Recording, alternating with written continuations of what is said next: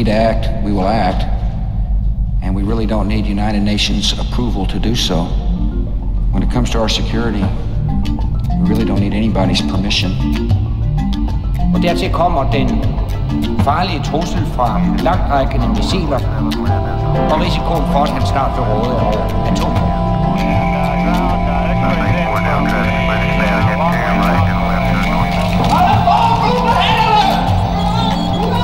Ikke blive ved med den her måde, hvor det viser sig ikke at holde stik, så er der en stor mulighed for at grænske det her spørgsmål. Kommer der pludselig andre nye efterretningsofficerer.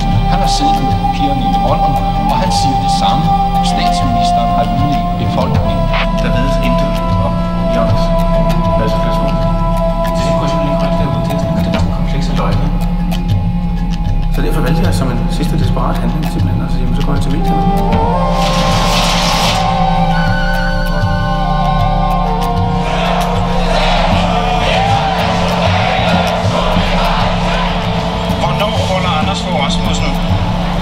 Og Per Stig Møller op med at løbe. Kan vi vente til historien fælder sit nok? Eller må vi få sandheden nu?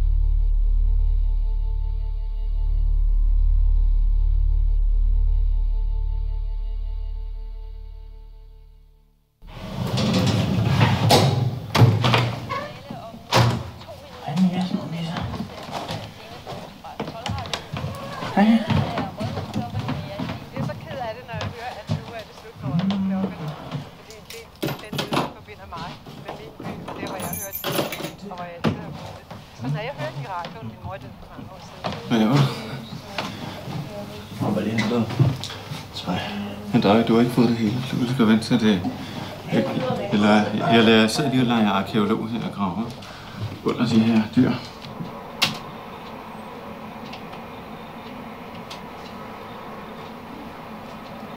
Hvordan har du med at skulle i fængsel på? Det er jo ikke så slemt. Hvis jeg var enlig, så ville det være nemt nok. Så skulle jeg bare lige arrangere mig med nogen, der vandede planter. Men jeg står altså, okay, jeg har en søn på 18 år, det er lige meget. Han skal nok klare sig selv, eller det bør han gøre. Men jeg har altså også en datter på 14.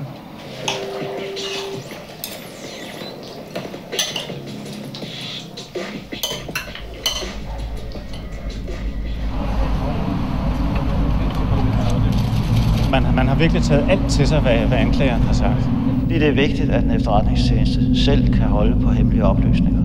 Ellers så kan man ikke dele hemmelige oplysninger med andre hemmelige tjenester, og så tørre kilderne ud. Her handler det jo vitterligt ikke om militære hemmeligheder. Der er ikke nogen, der kommer i livsfare på grund af det, Frank Grevil har gjort. Det her handler om en politisk sag, hvor de eneste, han har generet i virkeligheden, er regeringen.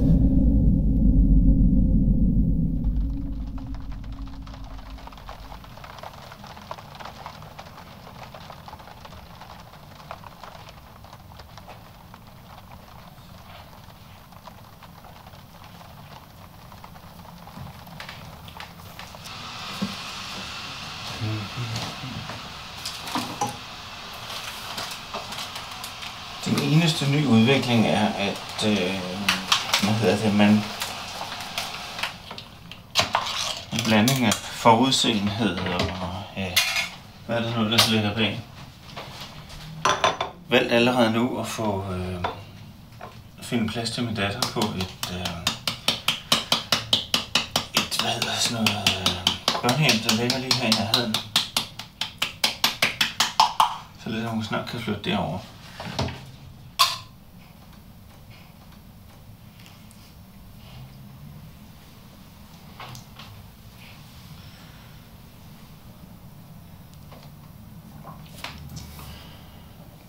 Nu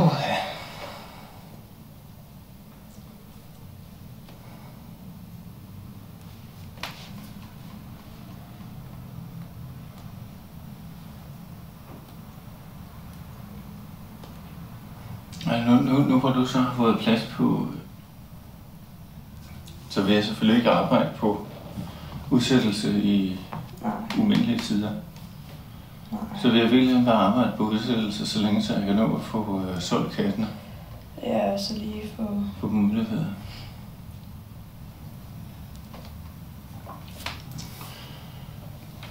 Gør det noget, du sidder derinde på din fødselsdag? Nej, det er jeg sgu lige meget. Og jul også. Der får man stående købet ekstra god mad. Ja.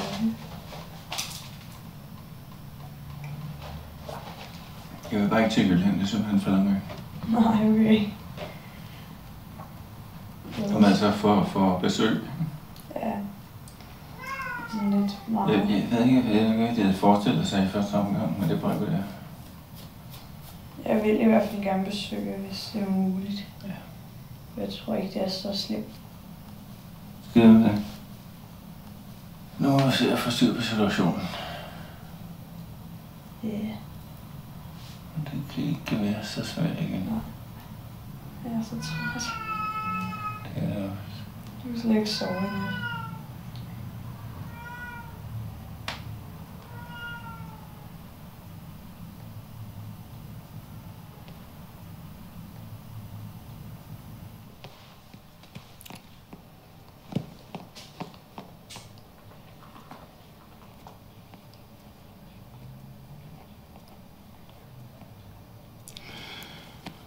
Man vil sikkert gerne... Jeg ved ikke engang, hvilke tanker man gør sig på højeste plan. Om man overhovedet kan huske mit navn længere. Men der er ingen tvivl om, at man ønsker hævn. Afskrækkelse af andre ligesindede, der måske kunne finde på noget lignende. Og så hævn over mig, fordi jeg har gjort det. Jeg vil ikke indlade mig på nogen debat med en medarbejder, der er fyret. Jeg kan fuldstændig henholde mig til det, som Forsvarets Efterretningstjeneste officielt har sendt. Ærger det da så ikke lidt, der ikke er fundet nogen masseødelæggelsesvåben? Alle bør sådan set være glade for, hvis der ikke er masseødelæggelsesvåben, fordi det er jo noget farligt skidt. Nej. For helvede, hvor det ikke Jo.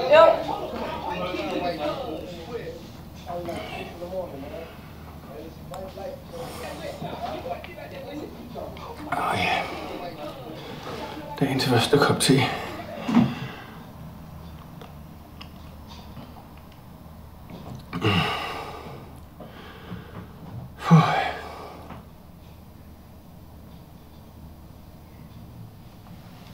Det lyder måske ikke pænt, når jeg er så glad for at slippe af med de der små dyr, fordi de er utroligt søde. Men jeg mener om altså at have dem til daglig, og så især for det, at jeg jo altså har hovedansvaret. Mine børn synes jeg ikke påtager sig det fulde ansvar.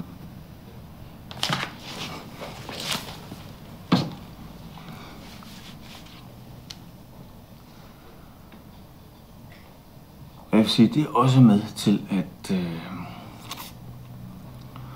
det er også med til at slide mig ned. Og måske også medvirkende til, at jeg simpelthen at gå ned med fladet, altså. Men når jeg lidt for længe har været lidt for belastet, det kender vi nok alle sammen. Så afsiges landsrettens dom i ankesagen. Frank Søren Grevil straffes med fængsel i 4 måneder. Jeg synes, det er en dårlig dag for den demokratiske udvikling i Danmark. Borgerne har altså ikke krav på at få indseende med, hvad det præcis er, der ligger til grund, når et spinkelt flertal i Folketinget sender danskere i krig og slår folk ihjel. Det synes jeg er forkert.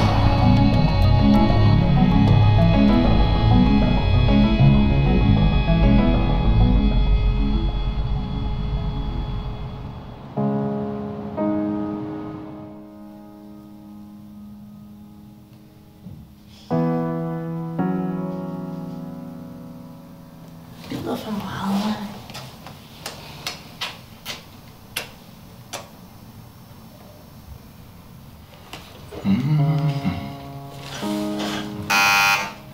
Jeg lukker op. Okay. Hej. Kommer jeg for at se til det blå monster, det blå X. Hej, lille skat. Det er nogle små monster.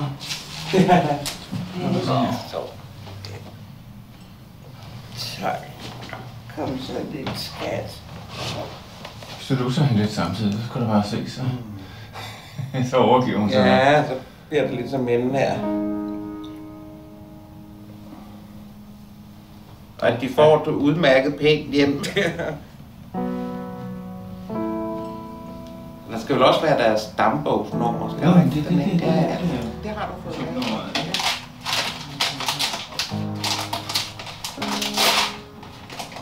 Nå, Merete.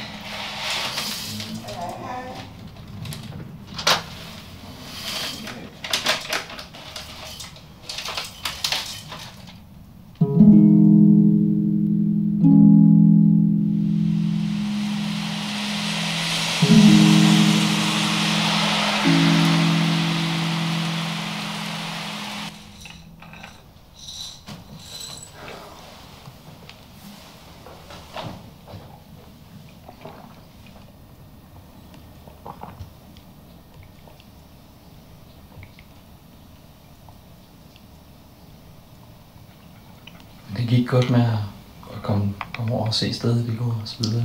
Ja, hun flyttede ind med det samme. Så vi tog de vigtigste ting med over, og så kan hun selv komme og hente resten af i løbet af ugen. Det hun har brug for, det er klart. Der er jo et fuldt møbleret værelse. Så hvad hun skal have med, det er jo sine personlige ting, ikke? Altså ghettoplaster og CD-samling. Skolebøger og tøj.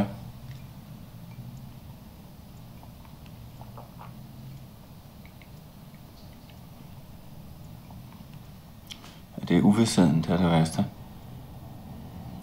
Hvis der så kommer et eller andet, hvad skal man sige, med et negativt resultat ud af det, så kan jeg som regel godt affinde mig med det på en eller anden måde bagefter. Men det er hele den der periode, hvor man går og stadigvæk har håbet om en positiv løsning, der er simpelthen at dræbe mig.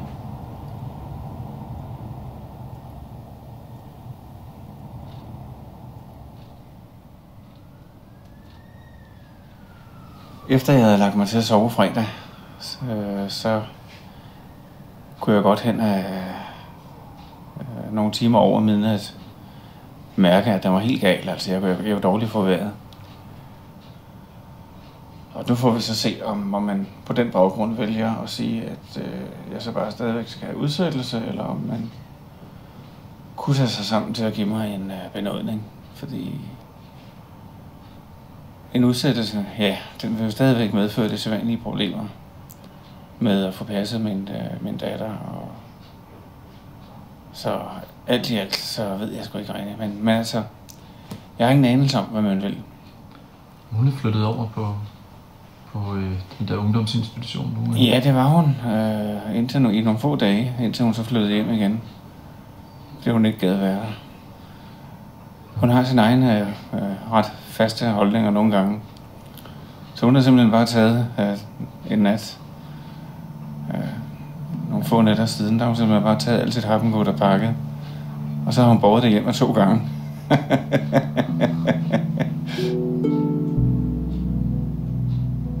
Så der har hun da vundet en lille sejr, vil jeg sige.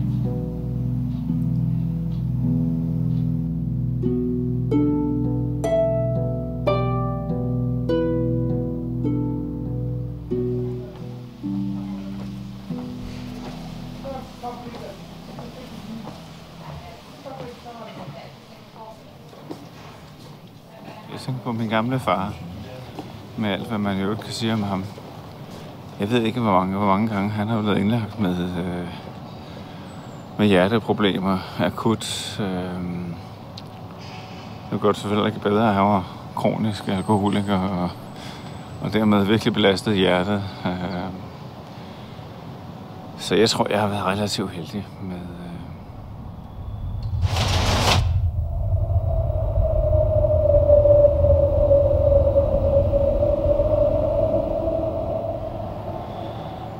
Jeg har min alkoholisme at slås med, og den viser sig at være en udløber af en ubehandlet depression, som så nu er behandlet, eller i behandling.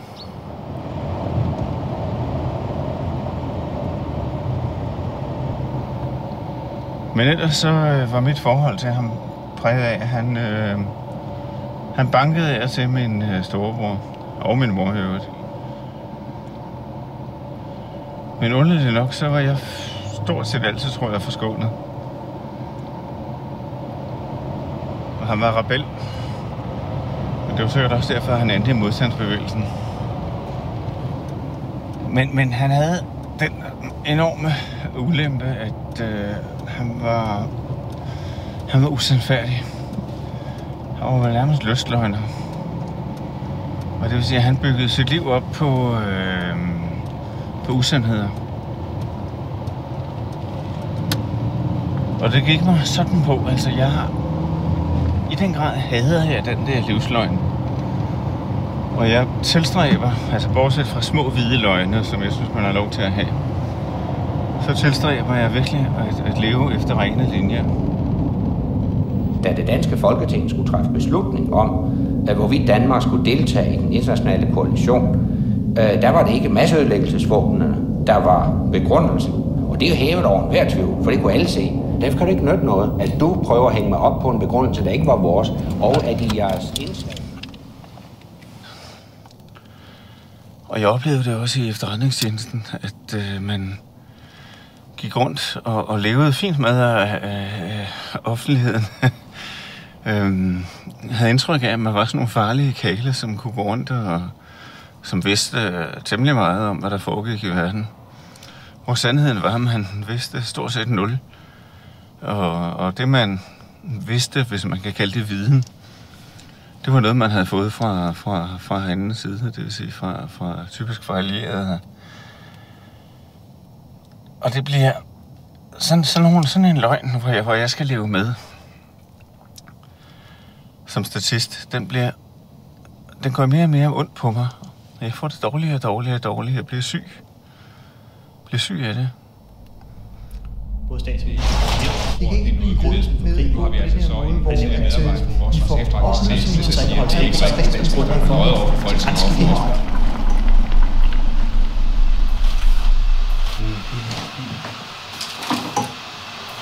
Jeg har igennem temmelig alvorlige ting i her tilfælde. Og det lykkedes mig at overleve. Det har kostet enorme ressourcer hver gang. Men jeg har overlevet hver gang. Fordi jeg er robust fra naturens side. Hvad er det for nogle situationer, du tænker på? Altså min kones død var jo helt klart nok en af de værste ting, der skete for mig nogensinde. Hvad var det, der skete der så? Ikke andet, hun døde. Der var ikke noget forvarsel. Det var... Ja, det var fra morgen til aften. Hvor jeg pludselig stod mutters alene med 2 børn.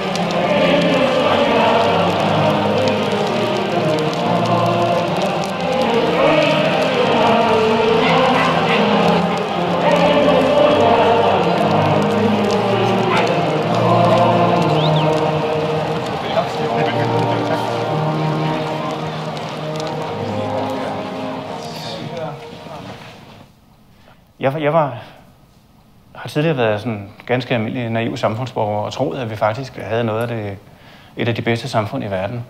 For det er jo også, hvad jeg har lært i skolen. I dag er jeg altså ved at komme i tvivl, også fordi det, jeg kan læse i pressen, det er, at Danmark i virkeligheden på mange måder har en af de mest lukkede offentlige sektorer i verden. Vi trænger til reformer herhjemme i retning af en lovgivning, der giver større beskyttelse af folk, der røber noget.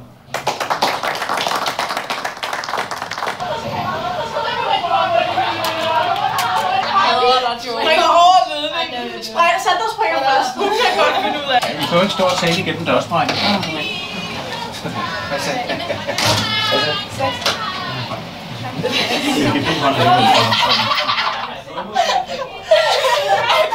Du har arbejdet her. Jo.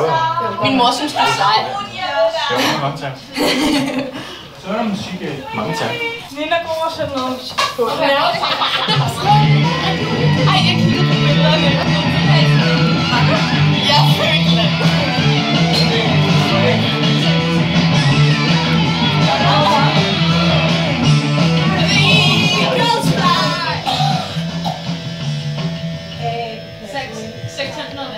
Ja. Det her er hende noget.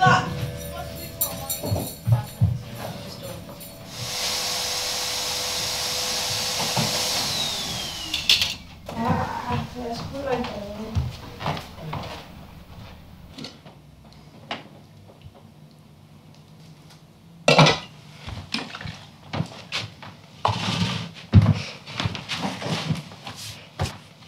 Der ser beboeligt ud igen. Ja. For en fest.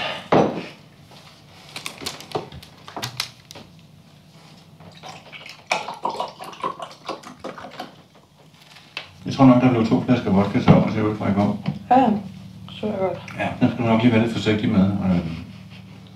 Jeg tror, at jeg har fået nok i lang tid. De burde altså nok holde sig lidt fra alkohol. Den der rus, der burde sgu også være et par uger. Ja. Det skulle man i hvert fald tro. Jeg har sagt til dig i morgen, der skal ind til advokaten. Ja.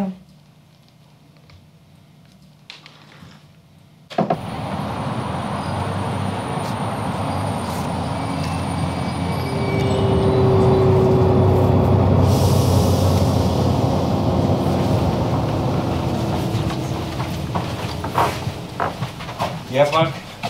Vi har fået afgørelsen fra Strasbourg. Og de siger, at her er de ene ved kernen af et lands sikkerhed. Ja. Og der må et land altså regulere, som de vil. Ja. Og vi kan ikke appellere det her videre politik. Klart. Og derfor er vi så et eller andet sted tilbage til scratch, havde det sagt.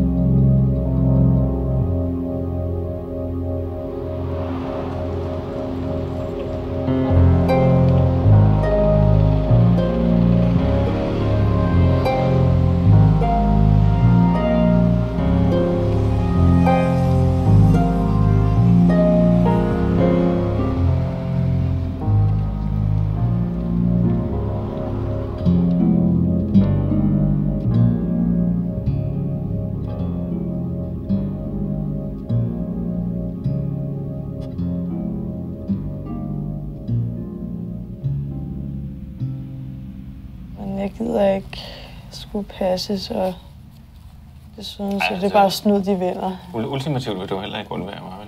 Nej. Ej, du synes også, det var for det også lidt som en nederlag? Ja. Det gør jeg da også selv, ikke? Ja.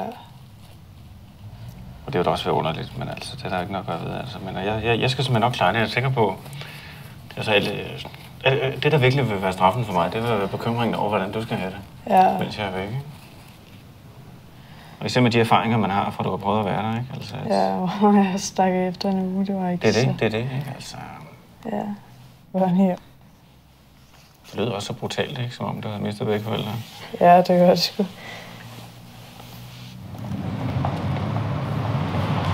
Det er ikke alt for forfærdeligt, eller? Det gør du faktisk, men der er ikke noget at gøre med. De regner sikkert med, at rådhuset skal besættes.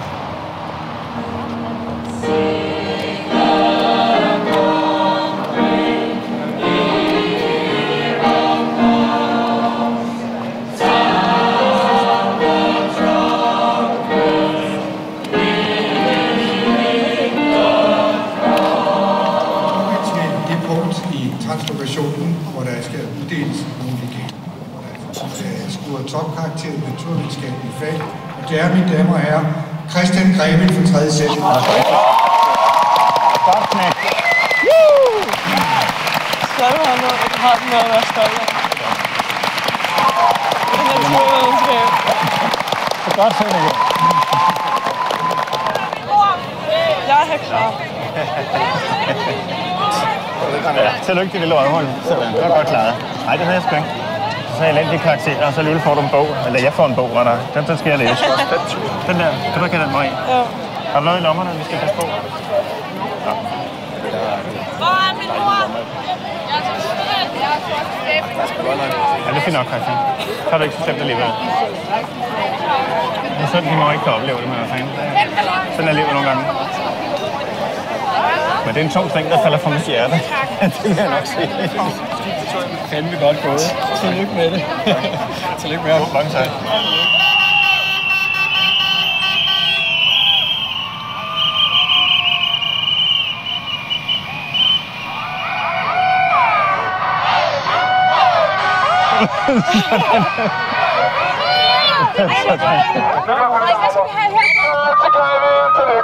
Det er flot jakkesæt. Det må jeg nok sige.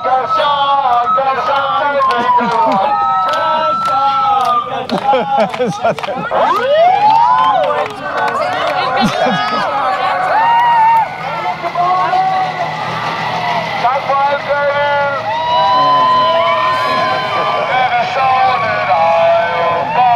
Vi vil savne dig, Sådan.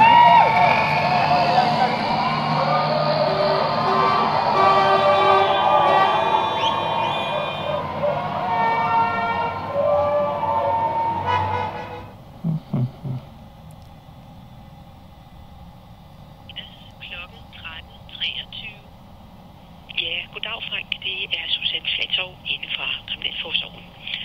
Nu skal du høre. I dag har Direktoratet for Kriminalforsorgen besvaret anmodning om, at du ikke skulle afsone din dom. Det kommer du desværre til, Frank. Men de skriver her, det vil jeg skynde mig at pointere, de skriver her, at vi skal undersøge muligheden for, at du kan afsone på i familieafdelingen på Pension Engelsborg i Lyngby sammen med din datter.